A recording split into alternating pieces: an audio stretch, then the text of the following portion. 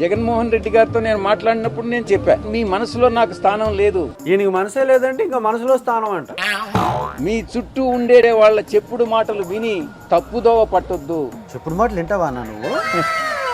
ఎవరు చెప్పినా తీసుకుంటారా, కానీ నాకు నచ్చిందే చేస్తా. వాళ్ళు చెప్పేవాళ్ళు కూడా నాకు నచ్చిందే చెప్తారు.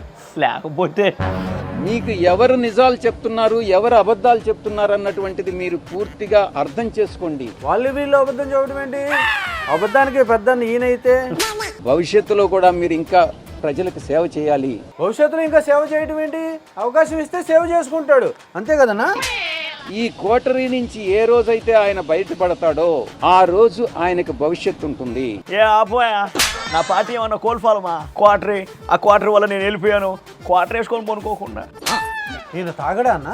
ఆయన తాగడు, ఎందులోనూ తగ్గడు, అంటే వాటాల్లోనే అన్న, అందుకే వాగుతున్నాడు. ఓ అదే సంగతి.